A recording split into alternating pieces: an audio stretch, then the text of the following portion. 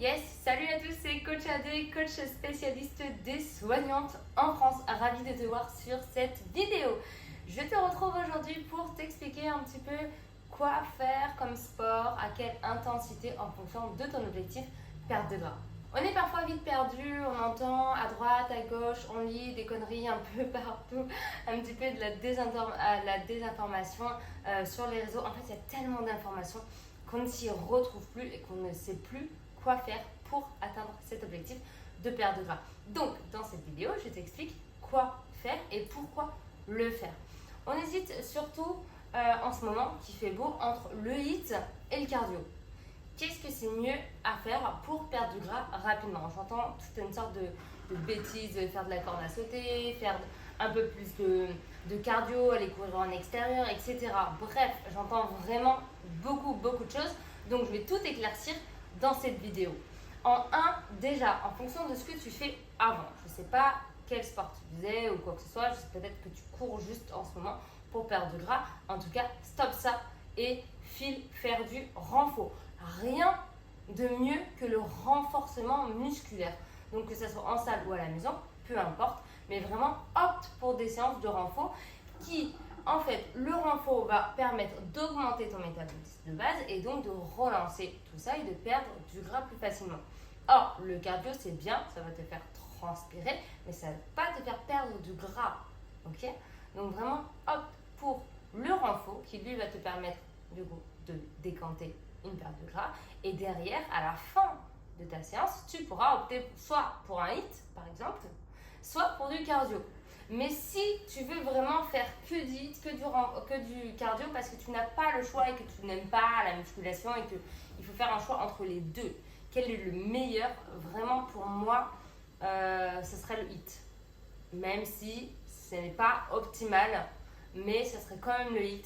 Parce qu'il y a ce côté un petit peu renfort qui est hyper important et qui va te permettre, comme je disais, du coup, d'augmenter ton métabolisme. En tout cas, il est vraiment important que tu comprennes un petit peu comment tout ça fonctionne pour pouvoir faire des bons choix lors de tes entraînements et t'entraîner de façon astucieuse pour toujours atteindre tes objectifs.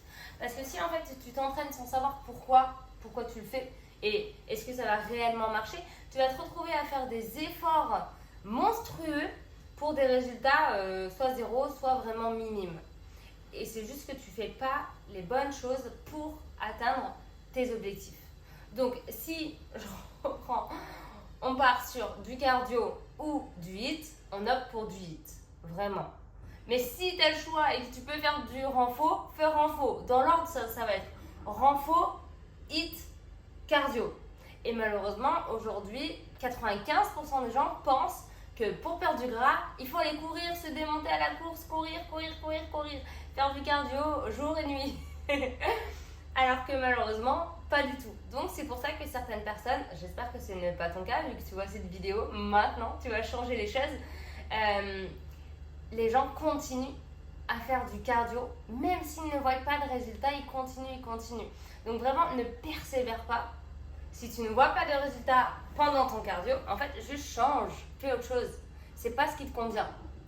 Et fais du renfort. Comme je le disais, en salle ou à la maison, peu importe, trouve-toi des séances adaptées et fonce faire du renforcement musculaire. Et là, tu vas voir qu'il va y avoir de réels bénéfices et bien sûr des résultats beaucoup plus importants que ce que tu peux avoir aujourd'hui avec du cardio. Je rappelle juste au cas où certaines personnes pensent qu'on peut encore cibler la perte de gras. Ce n'est pas possible. Or, ce qui est possible, c'est d'avoir des objectifs bien précis et d'avoir une ligne directrice faite pour atteindre cet objectif. Par exemple, je m'explique. J'ai des personnes qui veulent perdre de la sangle abdominale, soit perdre du ventre. Et galber un peu les fesses, etc. Avoir une tonicité musculaire sur l'ensemble du corps. C'est possible. C'est possible.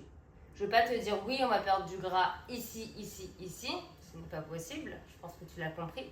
Or, ce qui est possible de faire, c'est d'avoir ce plan d'action dirigé vers ces objectifs-là. Ça veut dire que plus tes objectifs sont clairs envers toi-même, tu ne dis pas juste ouais, je veux perdre 5 kilos. Je vais dire ok, je veux perdre du poids, mais je veux perdre de la sangle abdo, je vais être musclé là. plus ton plan d'action pourra être précis en cette direction-là. Et ça, une fois que tu as ton plan d'action, donc un plan d'entraînement structuré et adapté à toi, avec une diète, quand je dis diète, ça ne veut pas dire régime, restriction, etc. Absolument pas, hein, vraiment pas du tout. Ça veut juste dire savoir quoi manger qui répond à ton objectif et qui répond surtout à tes besoins journaliers. Et ça, c'est hyper important de manger dans ses besoins, de connaître ses besoins pour pas manquer d'énergie, pour avoir un meilleur sommeil, pour être au top de ta forme et pour pouvoir assumer ta journée tout au long. Donc c'est plutôt ça, avoir une diète, donc c'est plutôt connaître ses besoins et bien sûr avoir un cadre ou poser un cadre, que ce soit par toi-même si tu es assez carré ou par quelqu'un d'autre pour en fait te suivre et te faire atteindre tes objectifs. Et ça, c'est hyper important. En tout cas, j'espère que cette vidéo t'aura aidé et tu vois un petit peu plus clair dans quelle est l'activité sportive que tu dois faire pour atteindre ton objectif. Si jamais tu as des questions, n'hésite surtout pas à me les mettre en commentaire. Je serai ravie de t'y répondre et d'échanger avec toi. À très vite. Bye.